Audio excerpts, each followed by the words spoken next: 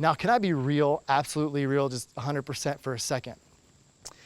I grew up in a church. I love the church and I love serving the church. And it is easy to talk about Jesus and do things for Jesus inside of the confines of these comfortable walls. I can tell you right now that I'm more comfortable here on my half of the court talking about Jesus than I am 10 yards to my left, your right, where my next door neighbors live, and somehow breaking the spiritual ice and bringing up Jesus. It is easier to live here than to walk over there. And because of that, I want to introduce you to a very practical, helpful discipleship tool. That tool is GraceBomb. And let me explain what GraceBomb is. Well, GraceBomb starts with this little card. This is a little card and it says GraceBomb on the front. A little bomb, and this little bomb is a redemptive contrast because typically bombs are used to mess things up. But God redeems things. He takes things that are meant for evil and turns them to good. And so we use this little phrase to say, God is going to bless you. And it can be unexpected and disruptive and life-giving out of the clear blue sky, and you might not even have seen it coming. And that's why we use this little GraceBomb card. And on the back, it says, you've been grace-bombed. It's pretty simple. And this card is actually first and foremost for you. It's to remind you that you have been grace-bombed. That spiritually speaking, you're like the minivan that can pack up a family. You're like the Lamborghini that can go 160, 180 down the highway, or the truck that can pull a load. You have been given a supernatural fuel supply. So many gifts and blessings because you get to walk with your Creator by way of having received a gift, the gift of salvation in Jesus. That's a gift. That's a grace bomb. That reminds me, oh yeah, I've been grace bombed.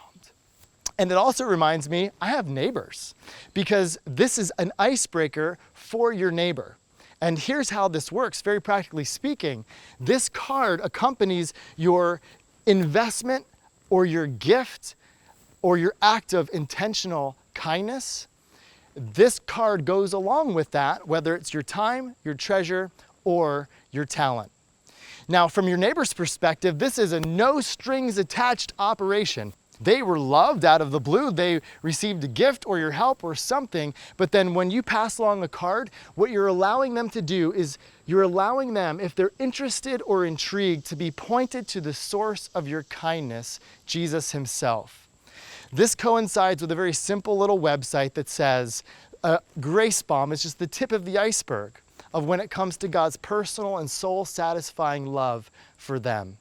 So it's actually a pretty fun way to break the ice with a neighbor. Here's the instruction manual if you're wondering, okay, so that's what it is and kind of what it does. Well, how am I supposed to use it? Well, 3 words: load, listen, and let her go.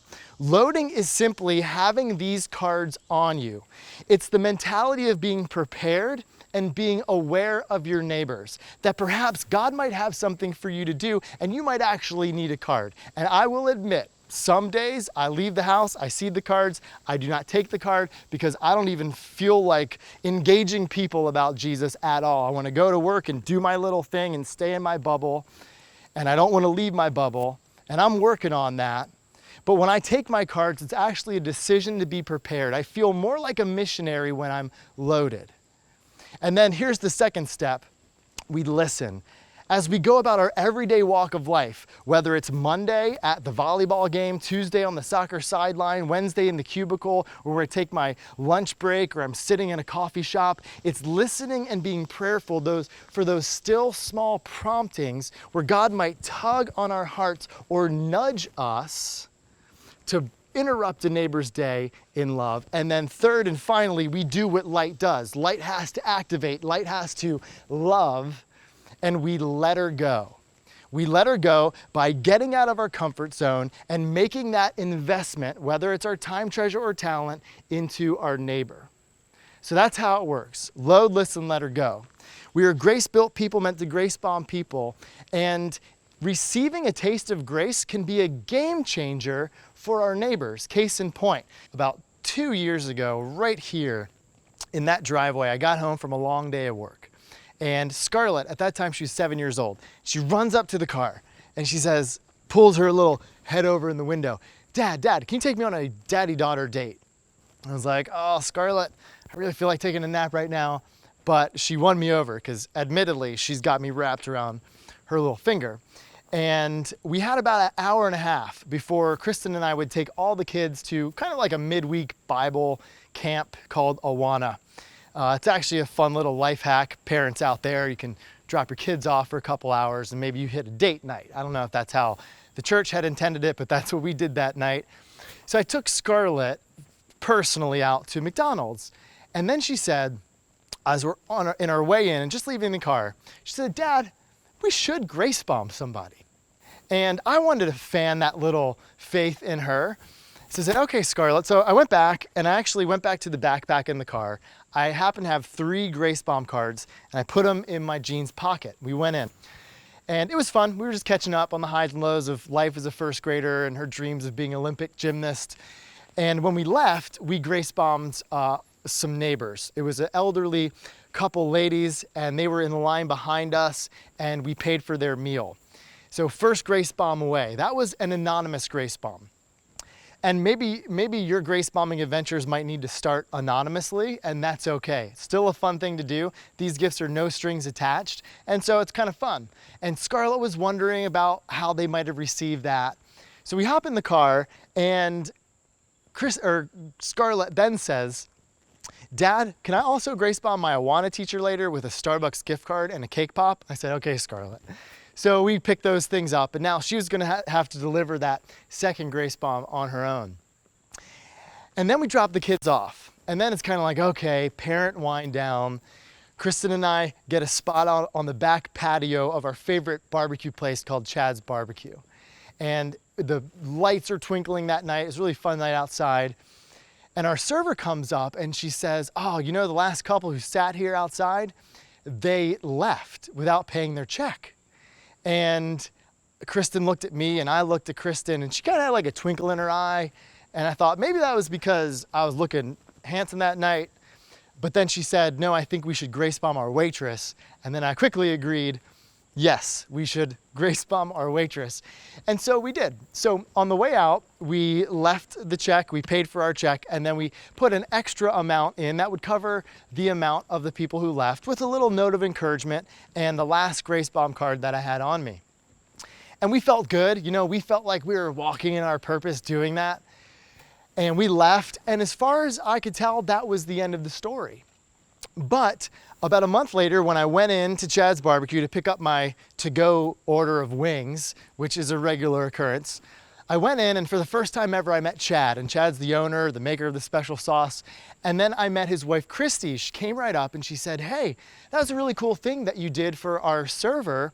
Thanks for doing that. Oh, and by the way, I'm part of a business network that I really like to spur on people loving their neighbors. So could I use Grace Bomb and get some cards and share it with people? And now I didn't know where Christy was spiritually or anything like that. We hadn't unpacked Ephesians 2 or Matthew 5 or anything. But I thought, here we are having a conversation about grace in the middle of the to-go line. Sure, by all means, take Grace Bomb and run with it. Because why not perpetuate the conversation of grace? And as far as I knew, I got my to-go order, I left, that was the end of the story. But then probably a month or two after that, I receive a letter in the mail entitled Grace Bomb. And Christy had sent a letter to her entire business network here in the surrounding communities. And what she did was really fascinating. She gave all of her staff team, she's in real estate, she has her own staff. She gave them $100 bills, Grace Bomb cards, and she deployed them to go love their neighbors. And she had each one of them share the fun thing that they got to do. And what they said after they regained their collective experiences was, this really made us start thinking differently about our neighbors, having gone through this grace bombing exercise. She shares all of that in this letter that I'm reading, like, how cool is this? You know, this one little intentional act of love really started to ripple out. And I thought, wow, how cool. And as far as I knew, that was the end of the story. But then a few more months go by, and I'm in church and I'm giving a sermon kind of like this one, but I'm in a building, not outside my house, no cars. But I look back in the back of the chapel and I see kind of in the back, peering over, not seated, but against the wall, Christy, Chad's wife, who had done that whole grace bombing experiment. And the service concludes and she comes forward and she says, I just wanted you to know that I found a new church home. And it's because of the whole grace bombing thing that really got me back walking towards Jesus. And I said, Christy, that's awesome. That's so cool to hear. I'd love to hear your story sometime. And a few weeks later, we sat down over coffee and I got to hear her story.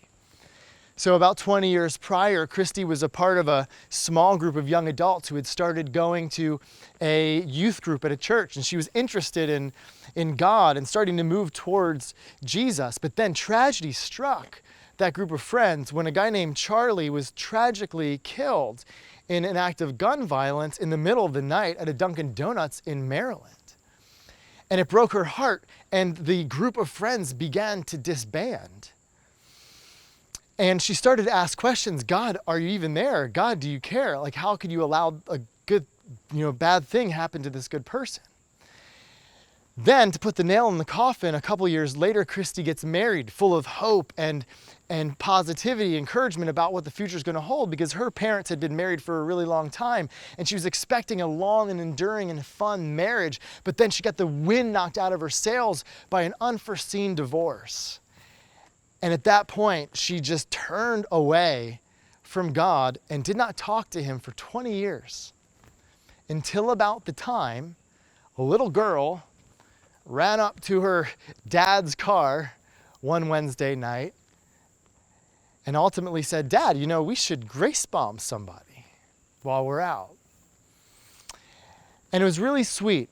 Christy went back to church and she investigated the faith that she had left behind, and she dug into the questions of, well, is God really there? And does he really care? And how can we know that Jesus is who he claimed to be? And when she found positive affirmation for those things, she said she found peace and relief and a release. And she wanted to then tell the world about that through a baptism. And so Christy was going to get baptized, and she said, Pat, can you baptize me? I was like, sure, we do that kind of thing in church. And she said, could Kristen and Scarlett come and be a part of my baptism? Can they be there? I said, absolutely. Because it wasn't lost on Christy that whole chain of events had begun with Scarlett's little innocent desire to take Jesus seriously and grace bomb somebody. That caused me to put some cards in my pocket that ultimately led to going to Chad's barbecue and paying for somebody's skipped out check. But that act of intentional love motivated by Jesus went deeper into the plans of God, ultimately drawing back a daughter who had been walking away for 20 years. And it was so sweet, and I'll never forget it, because right when we were getting ready to baptize Christy, she waved Scarlett over and handed her a gift in a little blue bag. And Scarlett then pulls out this frame of this framed poem, The Starfish Story. And right there before she got baptized, Scarlett's reading this. If you never heard it, the poem goes, an old man was walking on the beach one morning after a storm. In the distance, he could see someone moving like a dancer. As he came closer, he saw that it was a young woman picking up a starfish, gently throwing them into the ocean. Young lady, why are you throwing starfish into the ocean? The sun is up, the tide is out, and if I don't throw them in, they're going to die, she said.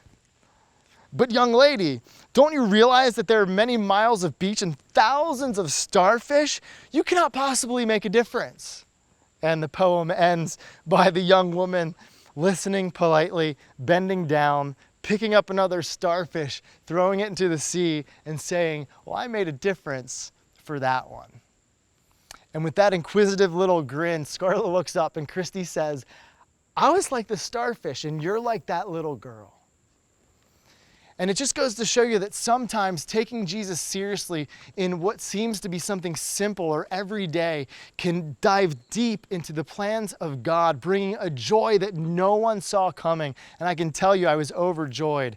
And wow, since Christy was baptized here in our county, she has been on a tear of grace bombing adventures. It's been really great to see. And while we're gonna see cool things like that happen in our community or our city or our neighborhood, because cool things happen when we take Jesus seriously, especially starting with the bar of loving our neighbor, right? That's getting us in the game of the Great Commission.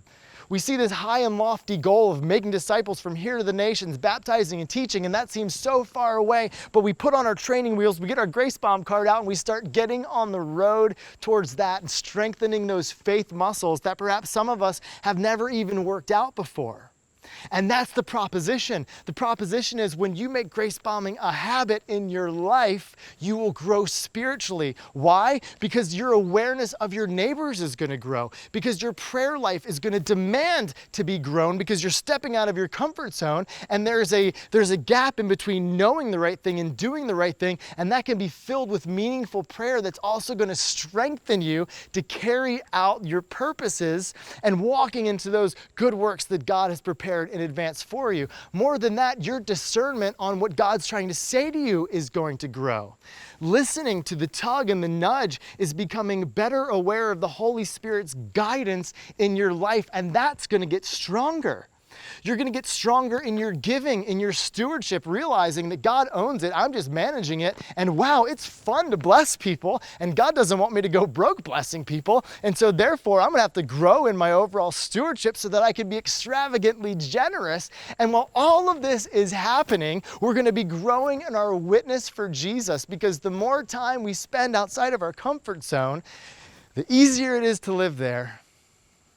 I'm not saying you're going to be there all the time, but I am saying when you take intentional steps to break into your neighbor, into their life, into their day with love, it's just a matter of time before they ask the question, well, why are you doing that? And where did this come from? And then you're into a very natural conversation about grace, about having been a recipient of grace, and being called to be the light of the world and to give that grace away practically, meaningfully, and lovingly.